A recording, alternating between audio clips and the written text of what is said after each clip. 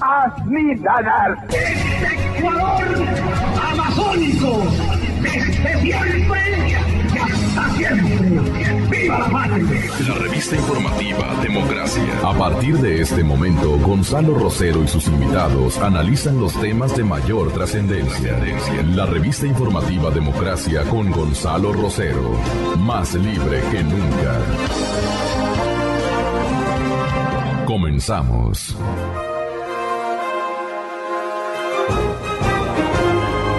Buenos días, estamos iniciando esta semana ya con nuevas autoridades en la Asamblea Nacional del Ecuador y está con nosotros el señor licenciado Lolo Echeverría.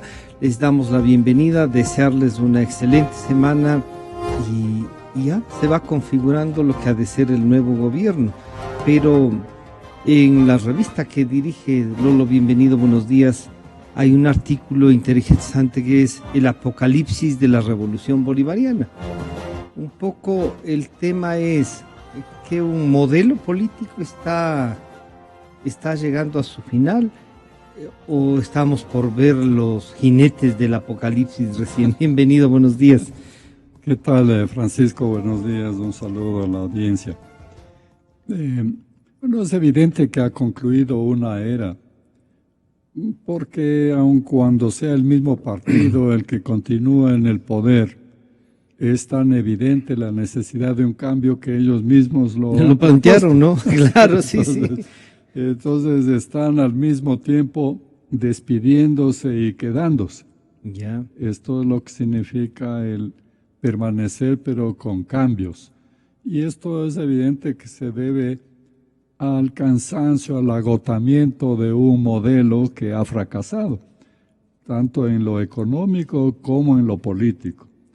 En lo económico, por los resultados, la crisis, la insatisfacción, el desempleo y todas las secuelas que eso acarrea, secuelas de orden social, que era de lo que más orgulloso se sentía la Revolución Ciudadana. Uh-huh.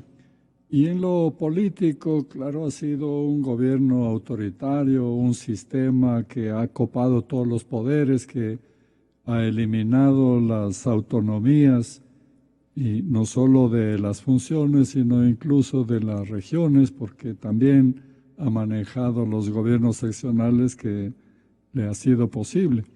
De manera que se agotó la Revolución Ciudadana y lo que viene ahora es algo inédito que no sabe nadie qué será. Ojalá ellos sepan.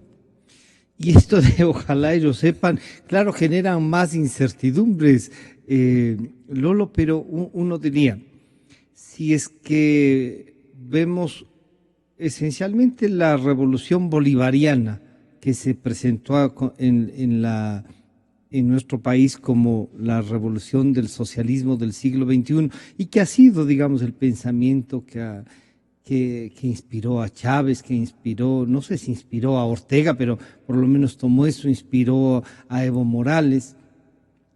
En todos los países podemos ver una similitud y una hoja de ruta. En el Ecuador, ¿cuánto se parece a Nicaragua? ¿Cuánto se parece a la hoja de ruta de Venezuela? ¿A la hoja de ruta de Bolivia?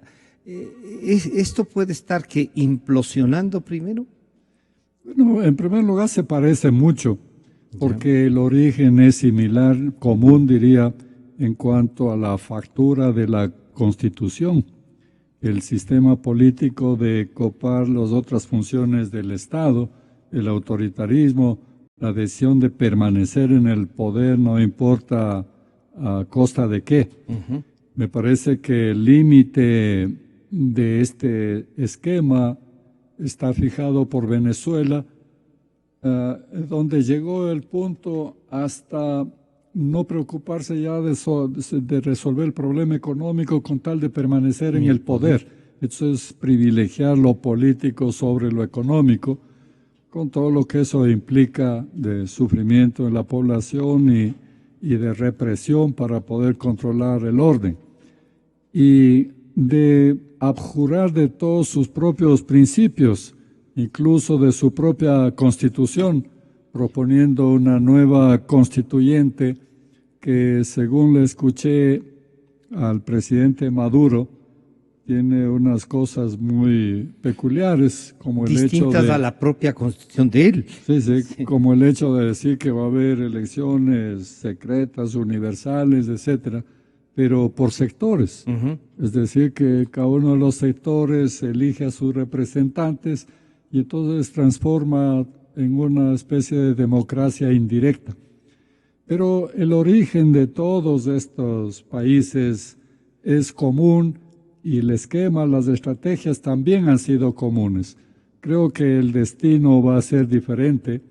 A la vista de los resultados, por ejemplo, Bolivia se ha separado algo en lo económico y Ecuador está anunciando también un cambio que no sabemos de qué profundidad va a ser. Va a ser ese cambio. Al saludar al doctor Julio Echeverría le diríamos, esta posibilidad de cambio que el licenciado Lolo Echeverría nos decía, no sabemos realmente si ellos saben cuál es el cambio que nos han propuesto, pero en todo caso, esto es una salida a este agotamiento que él también lo ha planteado, y este agotamiento llegará a pedir necesariamente desde el interior una nueva directriz, o será solo cuestión de ver un presidente con un carácter diferente. Bienvenido, buenos días. Gracias por la invitación, Francisco, un gusto compartir con Lolo el panel. Bueno, yo lo que diría sería de esperar que en el caso de Alianza País, y no solamente de Alianza País, sino de los otros actores que están ya instalándose en la legislatura, exista la suficiente sensibilidad como para tomar en consideración que estamos frente a un cambio de ciclo político.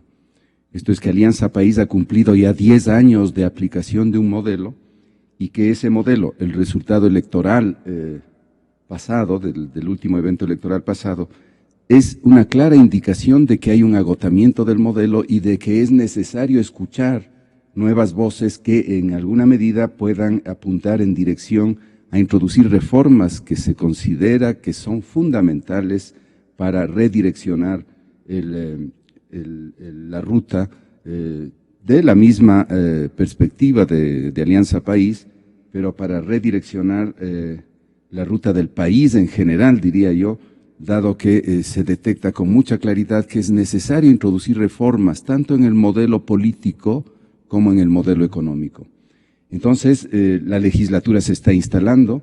Sería de esperar que en la integración misma de esta comisión de administración legislativa se pueda apreciar ya no solamente una integración pluralista de esa comisión, porque es una comisión fundamental en la legislatura, sino que esa comisión pueda definir un periodo de reflexión más profunda que una comisión seguramente multipartidista que reflexione en primera instancia sobre la necesidad de establecer estos cambios de timón, estos cambios de ruta que el país está necesitando.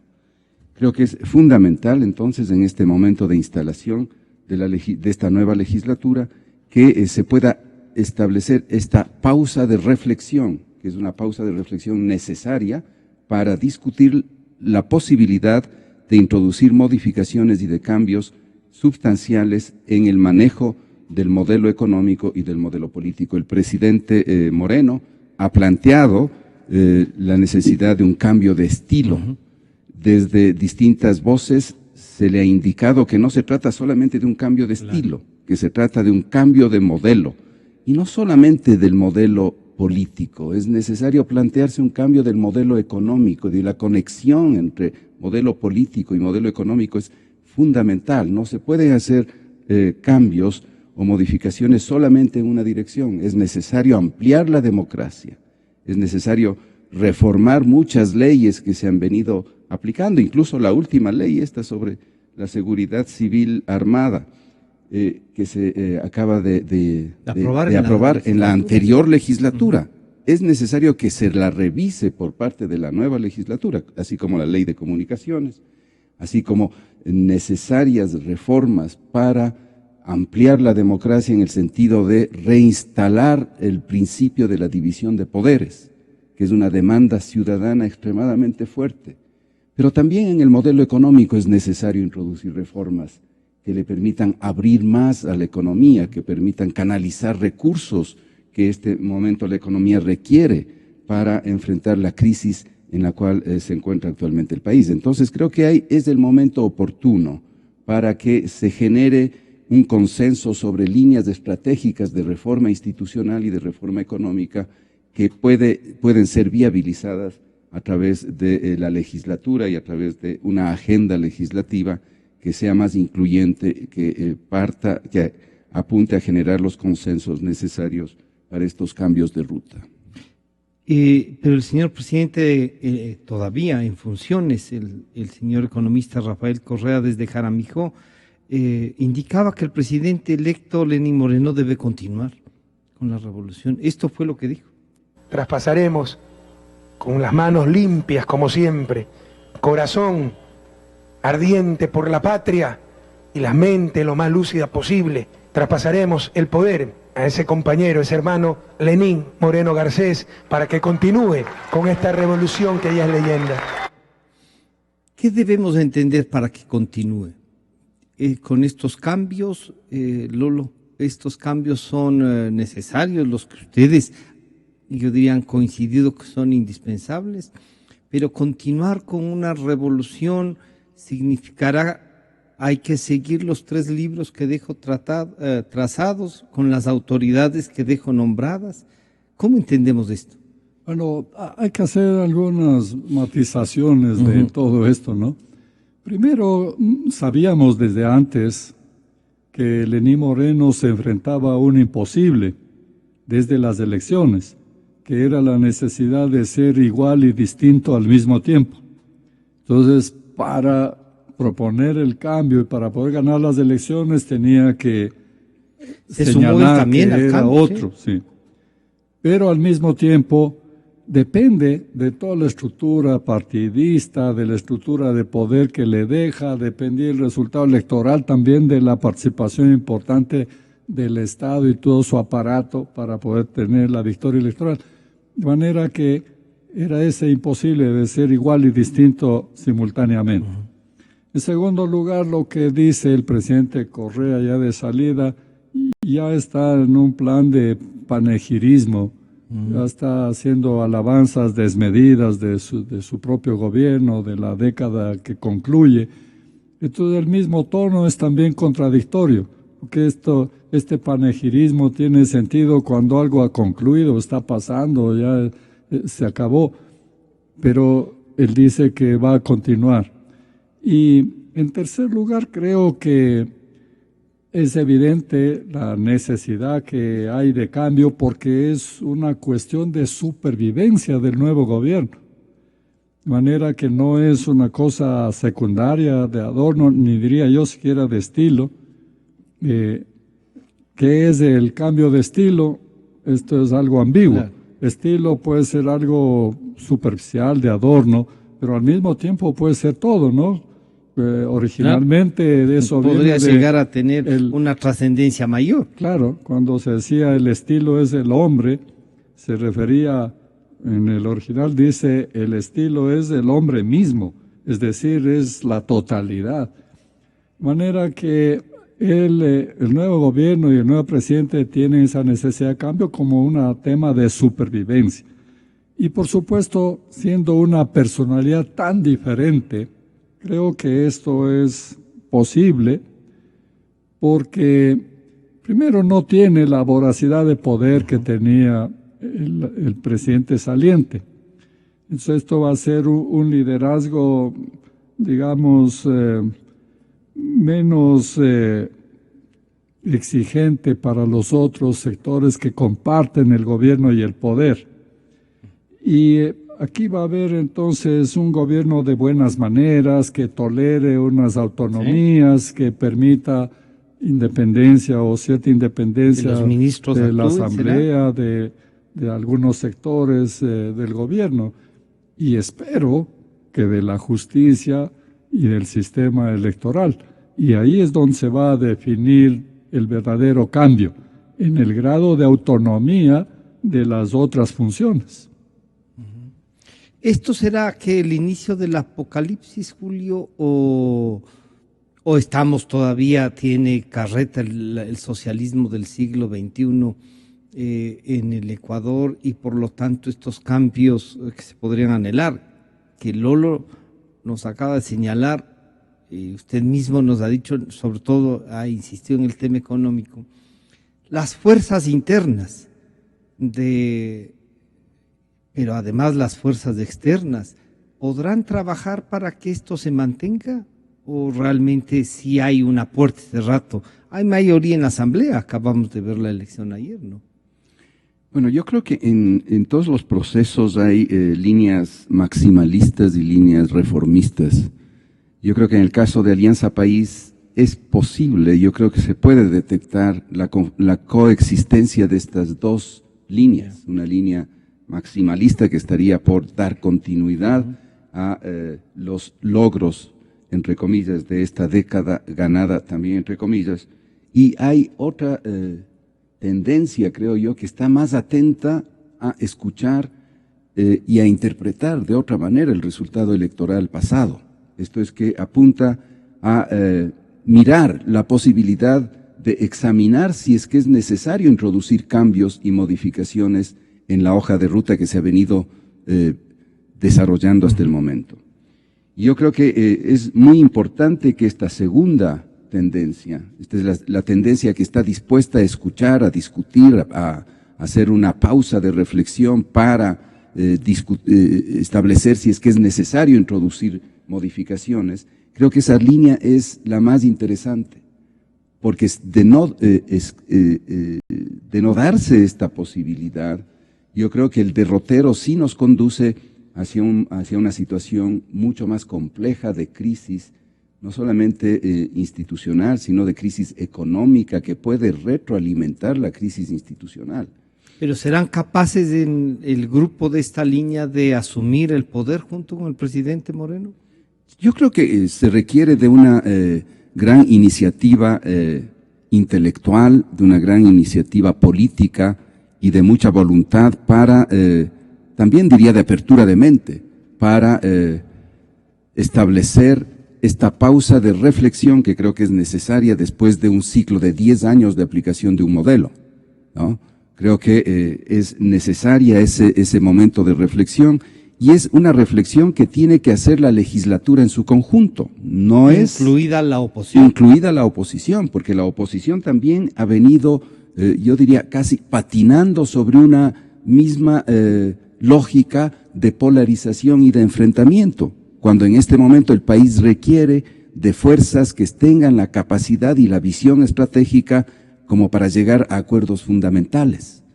Entonces, yo creo que es una pausa de reflexión que atañe no solamente a Alianza País, sino también a las oposiciones, ¿sí? Y que tiene que ver justamente con la necesidad de establecer una agenda legislativa que introduzca reformas que sean sustanciales en términos de yo diría la recuperación de cierta institucionalidad democrática que se ha venido a menos en estos 10 años, y la necesidad de discutir la profundidad de la crisis, y la necesidad también de que se enfrente con claridad líneas de salida a esa crisis, ¿sí? Que examinen con transparencia cuál es la realidad efectiva de las cifras que hacen referencia y que indican el tenor de la crisis por la cual está pasando el país, y cuáles son los remedios o las líneas de intervención que es necesario en este momento aplicar. Pero el presidente Correa, así como nos ha fijado estos 10 años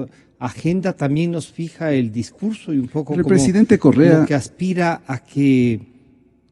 a seguir fijando. El presidente Correa está de salida, y yo creo que todos, tanto él como el resto de actores políticos, tienen que reconocer que está de salida. Y que por lo tanto, como sea Franklin, no solamente se va a descorreizar el proceso, porque ya no vamos a contar con la presencia intensa de este actor político que es Rafael Correa, sino porque el modelo mismo exige de transformaciones y de cambios que apunten en la línea de la descorreización, lo cual querría decir reforzar a Alianza País como un actor responsable frente a la situación actual del Más país. allá de... Pero el presidente Correa dijo sobre que era el socialismo del siglo XXI lo siguiente.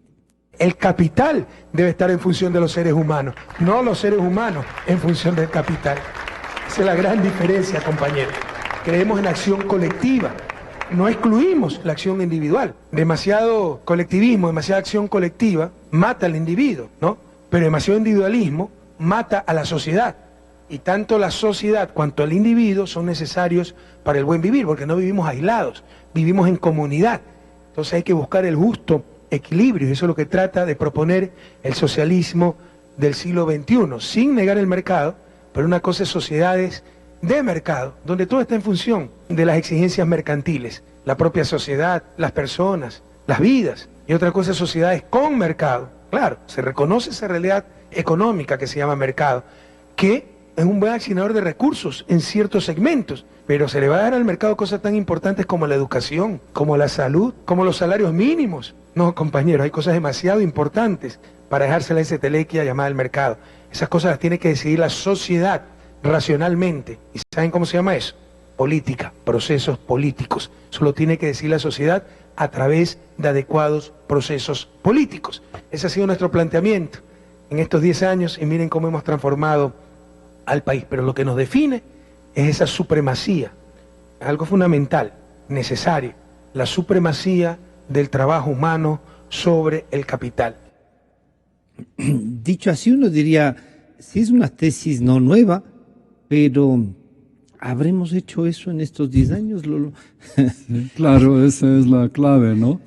Este discurso tenía sentido 10 años atrás. Cuando era candidato. Cuando era candidato y cuando estaba naciendo el tal socialismo del siglo XXI. Pero ahorita también está de salida el socialismo del siglo XXI. Y los resultados han sido desastrosos. Entonces, no puede plantearse esto a la vista de lo que ha ocurrido en Venezuela, de lo que ha ocurrido en Nicaragua y de lo que ocurre aquí mismo. Entonces, ya este discurso no tiene asidero, no tiene sustento en la realidad. Y me parece a mí que es obvio, ya algunos cambios ya se comienzan han a descubierto, ya se ven, ¿no? Por ejemplo, el presidente Moreno ya no habla de socialismo del siglo XXI. Ya, sí. Esto ya lo toma como algo del pasado. Un punto clave, me parece a mí, para su gestión, es determinar cuál es su punto de partida. Y ahí sí se juega un problema. Porque, como decía Julio, hay que saber cuáles son las cifras reales. Ese es el punto de partida económico, por ejemplo. Y si él hace una salida falsa, aceptando las cifras que da, por ejemplo, el gobierno saliente, se mete en un problema, porque se va a hacer responsable de la crisis que tiene que venir tarde o temprano cuando se acaben las fuentes de endeudamiento. Entonces, él debería establecer un punto de partida realista, verdadero, para hacerse responsable de lo que a él le corresponde. Y después, entonces, sobre esa base podría hacer los cambios que parece que serían la vía. En lo económico, un acercamiento al sector empresarial, porque si ya no hay endeudamiento, si no hay un Estado fuerte, poderoso, en base de recursos generosos, entonces tiene que ampararse en la única otra fuente de recursos, que son los impuestos, la recaudación, y esto es producto de una economía sana, de una economía creciente, vigorosa. Y en lo político, tiene que acercarse al centro para ampliar la base política de respaldo, porque si hay una crisis producto de un cansancio, de un agotamiento del modelo político también, de acumulación de poder, etcétera, entonces el cambio tiene que hacer a partir de una apertura política que ya mencionaba también Julio, hacia el centro para ampliar la base de respaldo que haga posible el salir de este modelo que me parece a mí que intentará hacerlo poco a poco. En lo político, por ejemplo, no tiene más remedio que partir con la gente del correísmo. Creo yo que el equipo propiamente, Lenín Moreno, quedará a la sombra todavía. Y de aquí, este es un primer equipo que estará me parece hasta a mí, fin de año, ¿será? un primer equipo en el cual, claro, tiene algún fundamento lo que dice Rafael Correa, que es el continuismo, la continuidad. Pero luego irá cambiándose los ministros y acomodándose las cosas en la medida en que el presidente nuevo vea si coinciden o no coinciden con él, con su estilo, con su discurso, con sus objetivos, sus estrategias. Y me parece que de aquí a diciembre veremos recién al verdadero nuevo gobierno. Al nuevo gobierno. Bueno, pero se dice, Julio, que si se va hacia el centro, lo que consigue es una clase media, y que esa clase media no es la que suele defender los gobiernos, más bien suele votar algunos gobiernos, y que depende de cómo amanecen. ¿Será así? Que si es que se abre un poco lo que pide Lolo, se pone en riesgo, porque las bases reales de Alianza País podrían escuchar las voces desde donde vengan, que podría ser desde Bélgica, y que digan nos han traicionado. Yo creo que se trata de introducir cambios en los cuales el actor político esté plenamente convencido de que esos cambios son necesarios. Por eso yo creo que en este momento es imperativo entrar en una fase de examen, de evaluación de lo que ha sido el ciclo político de estos 10 años. Y creo que ese examen, esa evaluación es saludable para el actor político, para los actores políticos, porque de allí pueden salir indicaciones claras de reforma que permitan que esas indicaciones de reforma tengan el peso suficiente, esto es, tengan la legitimidad y el convencimiento de que esas líneas de reforma son necesarias para el país. Y el momento en el cual eso acontezca, creo que no solamente el actor político estará convencido de que esas líneas es necesario aplicarlas y desarrollarlas, sino que convocará a una participación activa de la ciudadanía en dirección a esas líneas de reforma. Yo creo que eso es fundamental. Yo creo que si se trata de introducir cambios, esos cambios no pueden consistir en un maquillaje, esto es, en una implementación de ciertas modificaciones para satisfacer ciertos intereses y dar continuidad a lo que se ha venido dando. Yo creo que si se trata de introducir cambios, esos cambios tienen que ser pensados suficientemente y el nivel de voluntad y de convencimiento sobre la aplicación de una nueva agenda debe ser real y debe ser profundo. Entonces yo creo que esta necesaria evaluación a la cual debe conducirse la legislatura que se inicia es fundamental. Yo creo que de ella puede depender la constitución de consensos en torno a una agenda de transformaciones que es lo que el país está reclamando. Pero ayer escuchábamos algunos discursos que decían, por ejemplo, y ya vamos a ver qué dice el presidente sobre los medios de comunicación, pero al asambleísta Muñoz decir que no permitirán que los sicarios de tinta vuelvan a manejar la opinión pública, ¿no? Pero adicionalmente a eso, decían que no hay que darle ninguna vocalía en el CAL a Creo Suma porque dudaron del proceso electoral, un poco castigarle. Después el presidente de la Asamblea dijo que no, que él cree que sí hay que darles, pero no le dieron cuando había que votar, por ejemplo.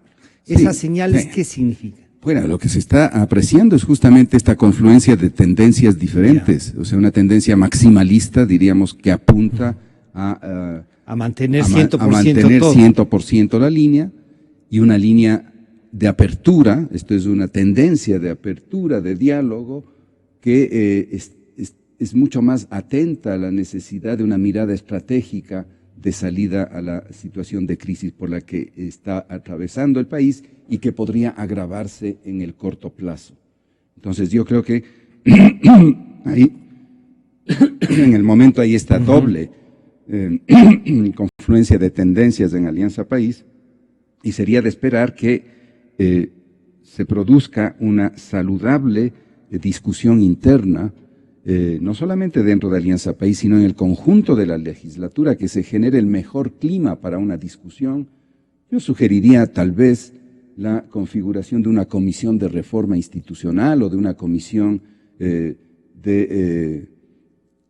multipartidista, por supuesto, que reflexione sobre la situación actual del país, que mire con mucha tranquilidad, con mucha calma, cuáles son las cifras reales que dan cuenta de la situación económica en la cual se encuentra el país y cuáles son las tendencias y las propuestas de reforma institucional que están circulando en la sociedad civil y que se han expresado de alguna manera en el último proceso electoral. Como resultados, ¿no? Con esos Sí, resultados. es una necesaria operación de reflexión que la legislatura tiene que adoptar previo a definir una agenda legislativa que sea relativamente consensuada y que por lo tanto sea legítima y que tenga capacidad de volverse una agenda eficaz de implementación de líneas de política consensuadas con el Ejecutivo.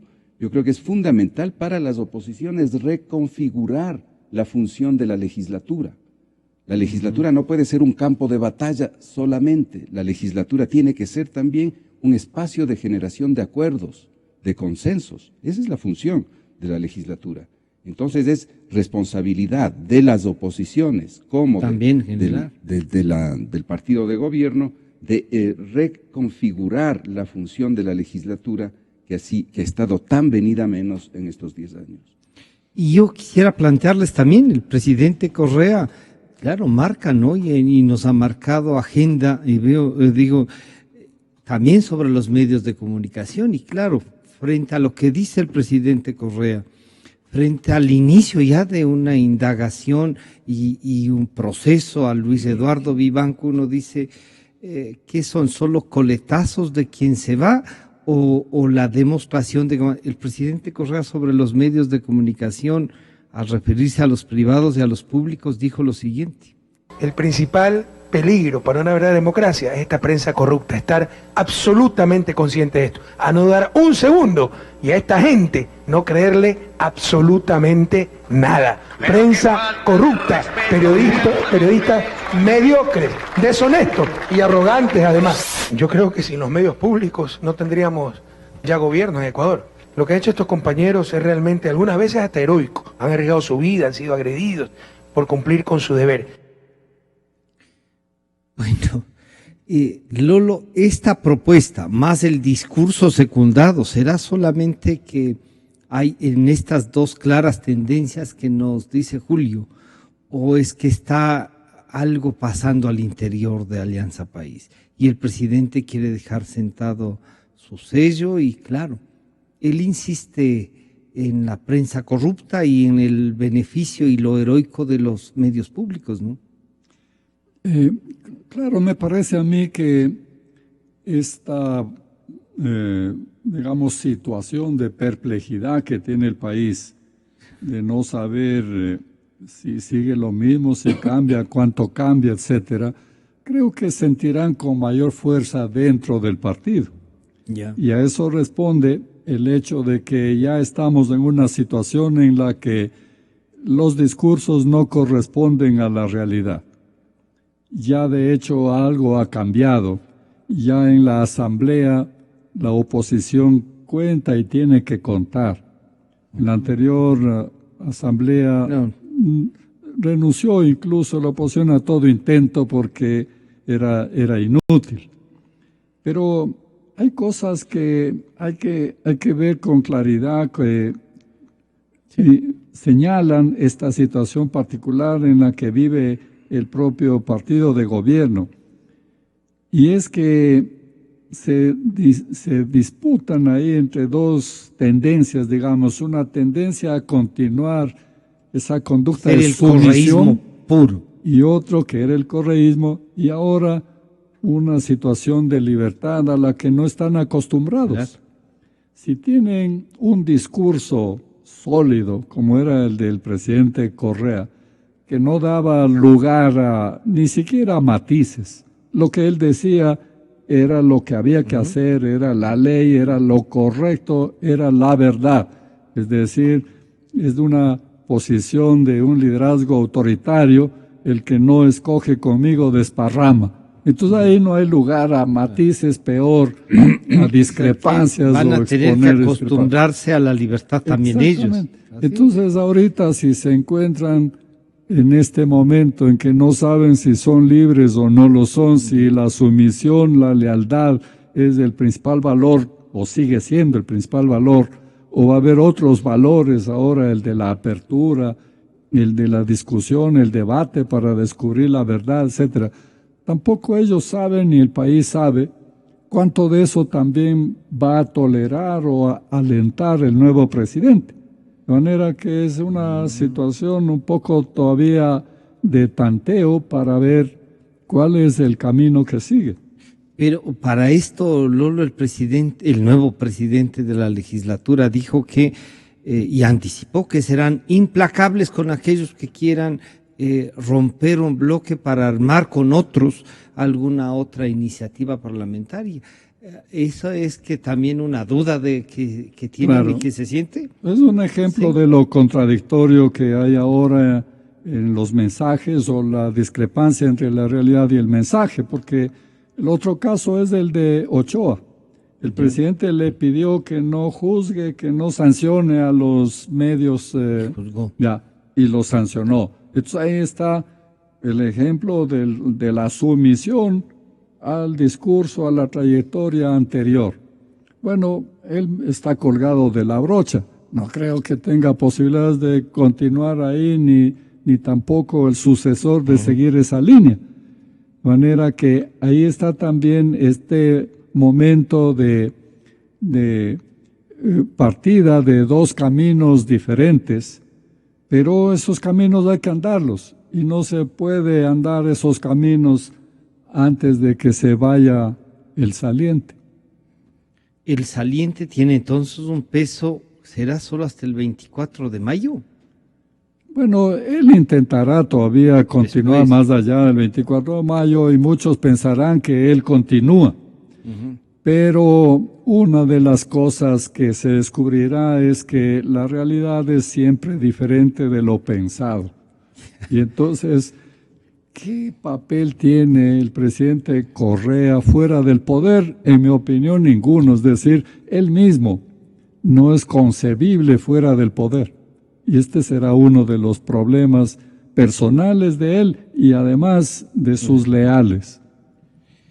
Julio, si es que esta posibilidad existe, para que anticipe el propio presidente de la Asamblea, diga que serán implacables con aquellos que quieran desviar, entonces se ve que sí hay una posibilidad política de que eso pase. Las oposiciones estarán preparadas para entender que aquí hay un espacio donde construir democracia, o cada paso que dé alguien de la oposición se sentirá como traición a una oposición que la gente ha dicho votamos para pararles a ellos y ahorita les están dando oxígeno. Bueno, yo creo que las oposiciones, si son coherentes con su postura de superar el modelo político del correísmo, deberán ser consecuentes con la necesidad de generar condiciones óptimas para la deliberación dentro de la Asamblea y por lo tanto para la búsqueda de acuerdos y de consensos. Porque esa es la función de la democracia, y si se trata de una oposición que es democrática, habría que esperar que lo que haga esa oposición sea justamente instaurar las mejores condiciones de una lucha democrática dentro de la legislatura.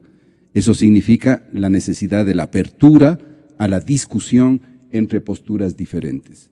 Y yo creo que esa debe ser la conducta de la oposición y la necesidad de que pasar desde una postura política a la necesidad de que la institucionalidad de la legislatura funcione en esos términos. Entonces, si hablamos de pluralismo, si hablamos de deliberación, y si creemos que la legislatura es el espacio de la deliberación y del pluralismo, la oposición debe hacer de esos principios su bandera de lucha, debe hacer de esos principios su bandera de conducta política. Y creo que hay fuerzas, y deberíamos esperar que así lo sea, dentro de Alianza País, que pueden ser permeables a este tipo de discurso, que pueden ser permeables a la necesidad de introducir una reforma en este ciclo, en este momento de reflexión, en este cambio de ciclo, de una reforma que vaya en esa dirección. Las señales pueden ser muy claras. Se requiere avanzar hacia una reforma institucional. ¿Cuáles son los caminos de esa reforma institucional? ¿Es que avanzamos hacia una asamblea constituyente o es que es necesario introducir reformas vía consulta popular? Yo creo que ese es un tema de discusión que tiene que definirse allí. ¿Es necesario derogar ciertas leyes o reformarlas? Por supuesto que la ley de comunicación tiene que ser discutida, tiene que ser analizada y tienen que introducirse reformas en esa ley de comunicación, porque esa es una demanda ciudadana y creo que hay una suficiente claridad también en Alianza País para entender que esa es una demanda ciudadana, que es una demanda, además, no solamente que se ha producido dentro del país, sino que es una demanda internacional. O sea, el Ecuador tiene que introducir reformas en esa ley, si no la va a derogar, tiene que modificarla. Y así en otras leyes. Entonces, creo que es el momento para hacer ese examen, es el momento para que la legislatura haga, antes de empezar a implementar agendas que no tienen el suficiente consenso, es necesario que esa pausa de reflexión se dé. El día de ayer se discutía la facilidad con la que fue electo Luis Fernando Torres del Partido Social Cristiano en el CAL y las dificultades, tanto que no se eligió al representante de Creo Suma, y la afirmación del presidente de la legislatura, decir sí, con el Partido Social Cristiano hemos hecho contactos, pudimos discutir, con Creo Suma no. ¿Esto qué dirá? Claro, alguna gente decía, ya había cosas sospechosas ahí, ¿no? Uno mismo dice, está ya tan abierta la democracia, cambió tanto que se facilitó esto.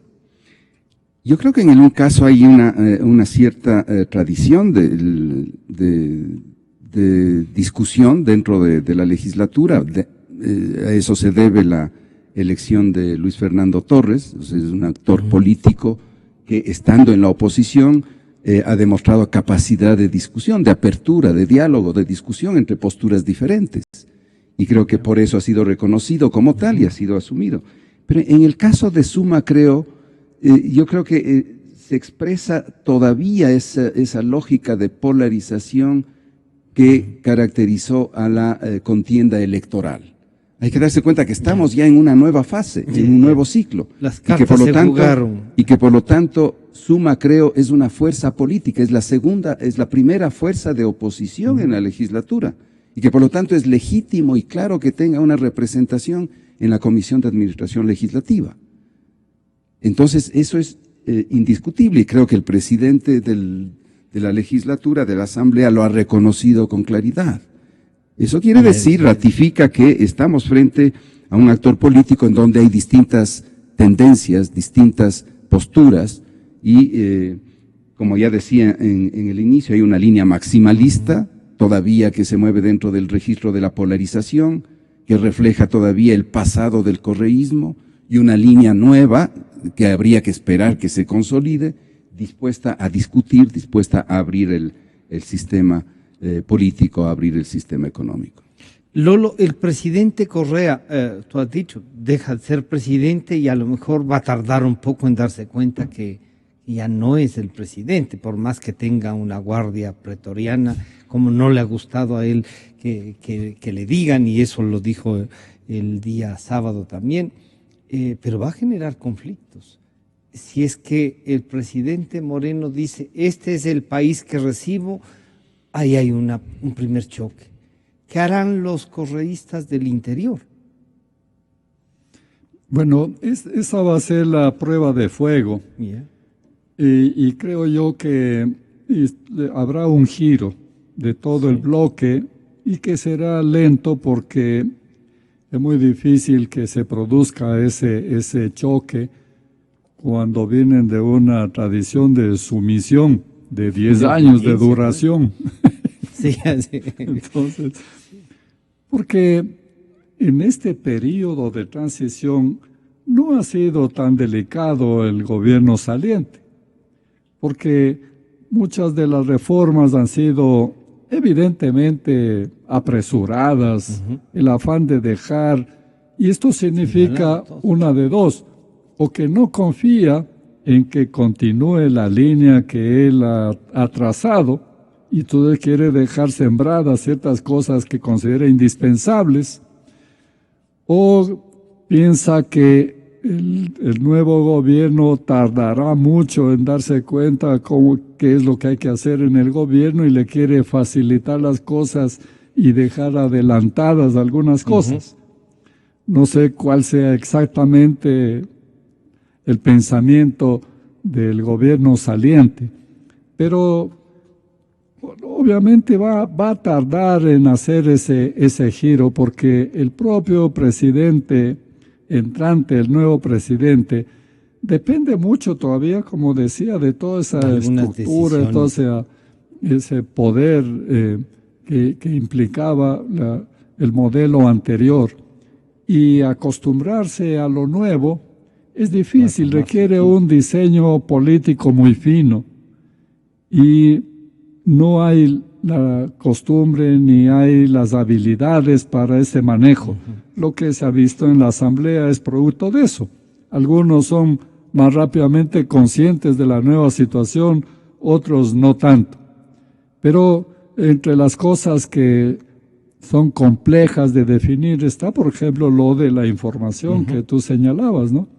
Porque algunos dicen lo que va a hacer el nuevo gobierno son unas cuantas reformas. Y en la oposición algunos se contentarán con algunas reformas. ¿Ah? ¿Eso recuperará la libertad de información? Ahí me parece que hay un problema, porque en mi opinión no vamos a recuperar la libertad de información con reformas. ¿Ya? Porque mira, el problema es que el veneno está en la Constitución. El artículo 18 dice que la información tiene que ser veraz, verificada, oportuna, contextualizada, plural, etc.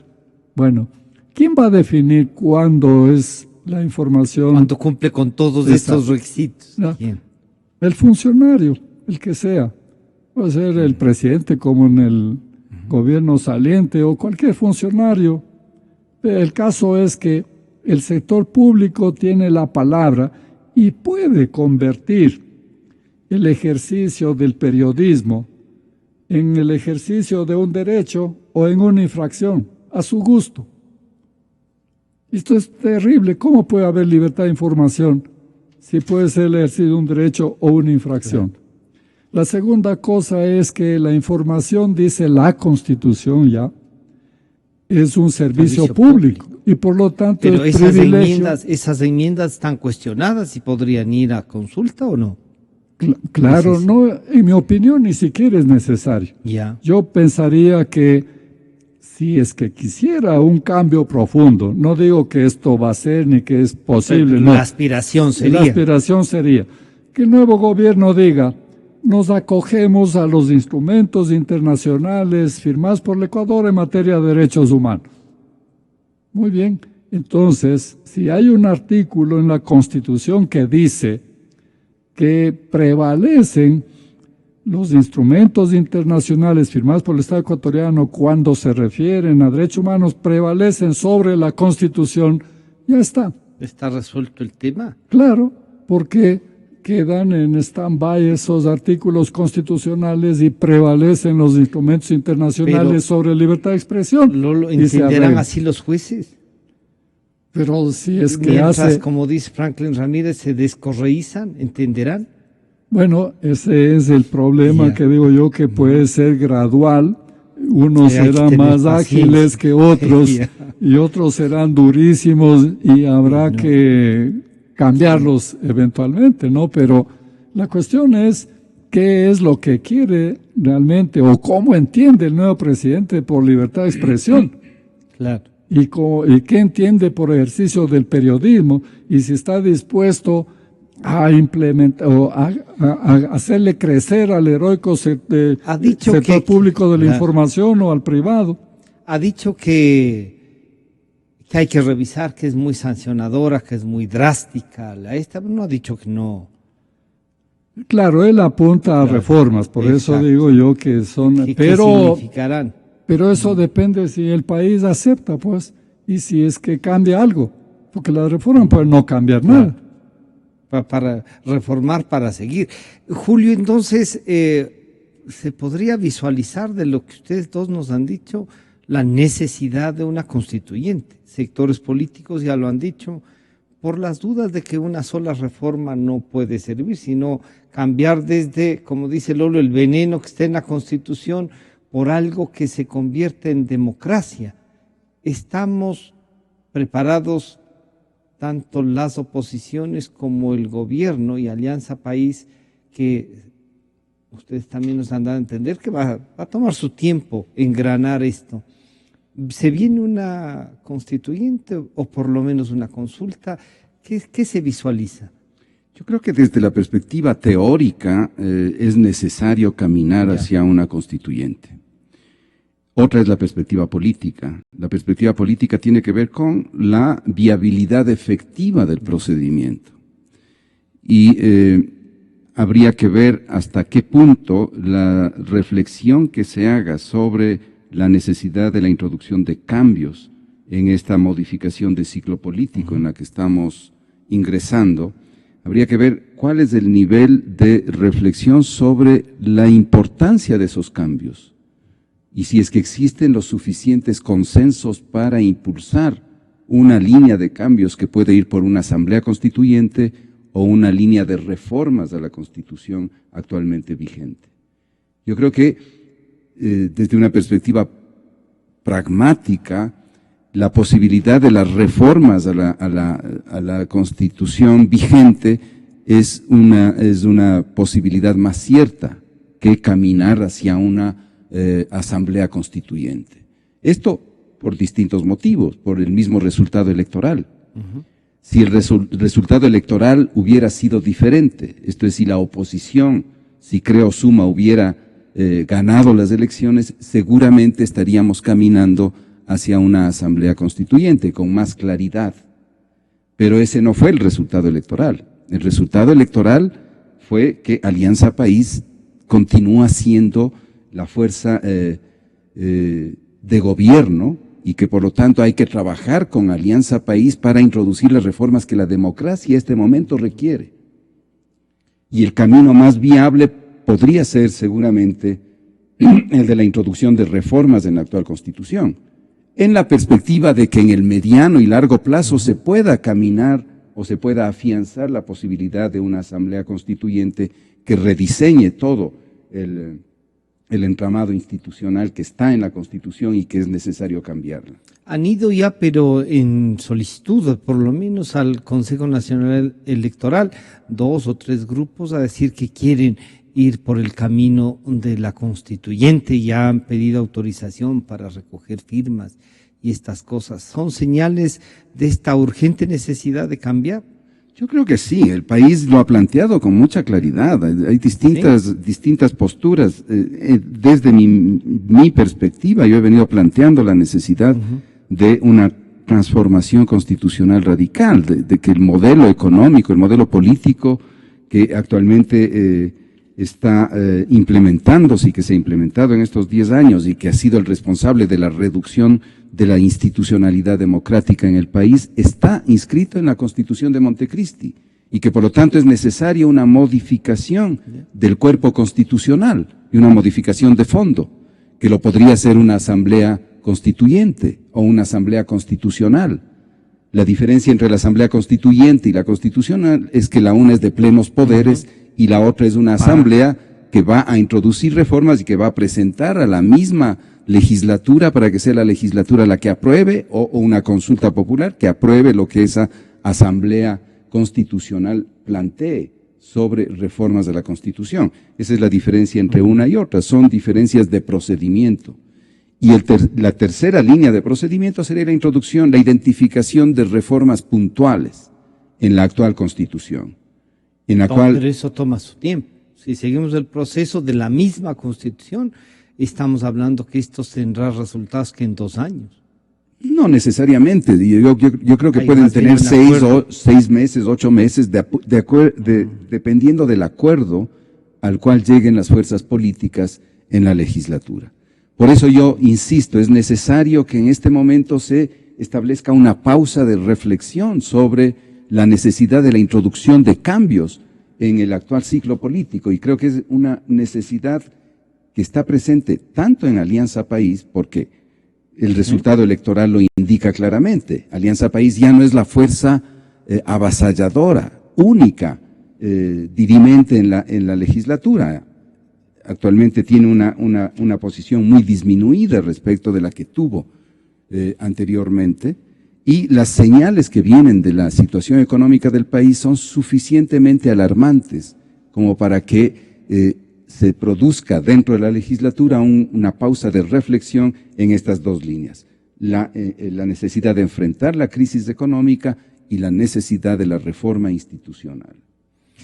Para terminar entonces, Lolo, ¿qué diríamos? La reforma viene por un acuerdo político, y el acuerdo político lo tendrá que plantear en principio el presidente Moreno, este acuerdo amplio. Así creo yo, ¿Sí? porque solo esa vía coincide con la necesidad de las prisas que tienen. El problema va a ser de tiempos.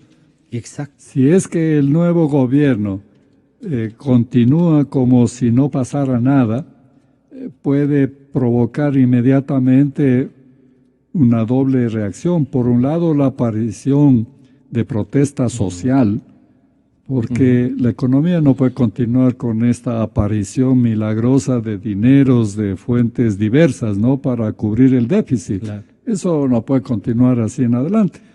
La tarjeta de crédito no da mucho, hay que pagar. Y entonces, si el país se ajusta a lo que realmente tiene, entonces va a haber protesta social, va a haber insatisfacción. Pero también va a haber decepción inmediatamente con el nuevo gobierno si es que no da señales rápidas de que tiene un camino, de que tiene una estrategia y de que tiene objetivos. Así que yo creo que la única posibilidad, en mi opinión, es los acuerdos políticos para dar la claridad de que hay un nuevo camino y después buscar ya las soluciones más permanentes. ¿Qué figura observas, Lolo, que podría asomar ahí para buscar esos acuerdos con las habilidades que antes nos hablabas?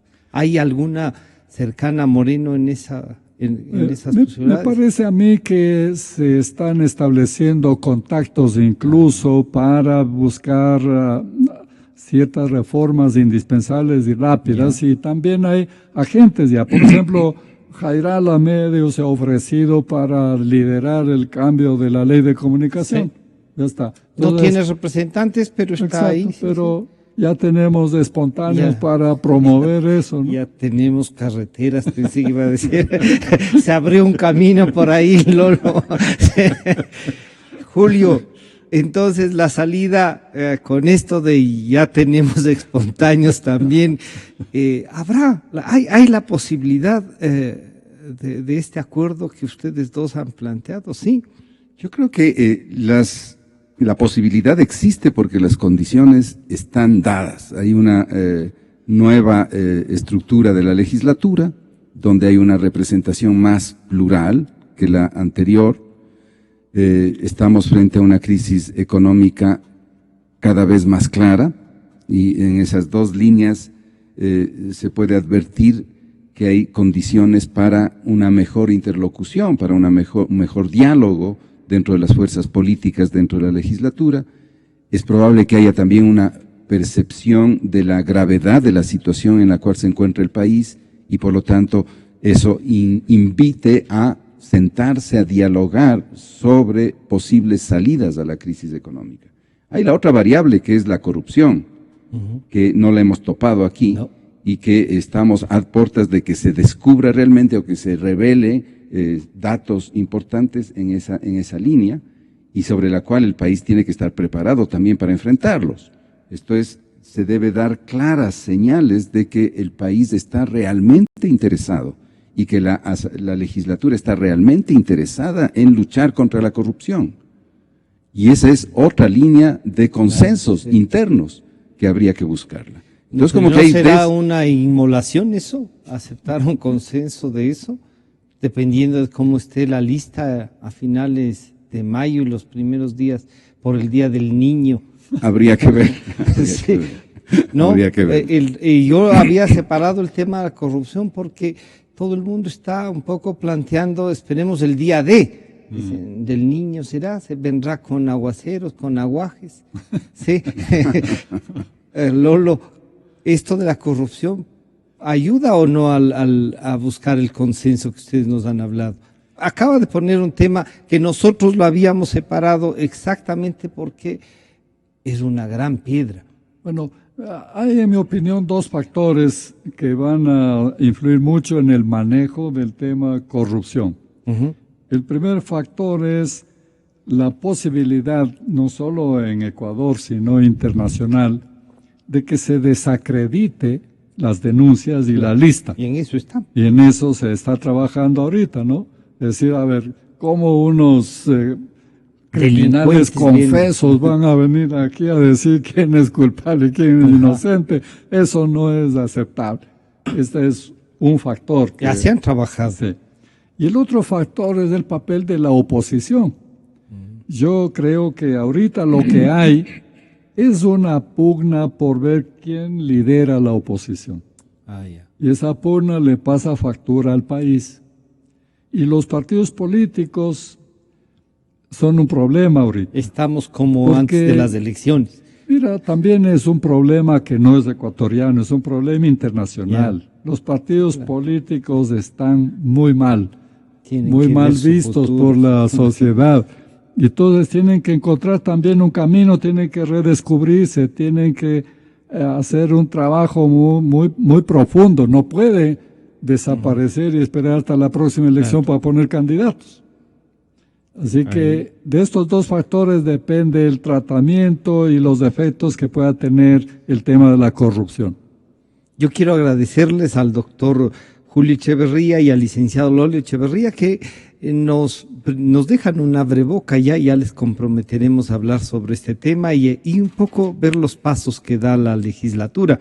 Están en nuestros estudios el doctor Mario Prado y el doctor Rodrigo Espinosa para tratar en cambio el tema de la economía y cuáles son las prioridades que ha de tener el nuevo gobierno. Muchas gracias a ustedes. Nos encontramos enseguida.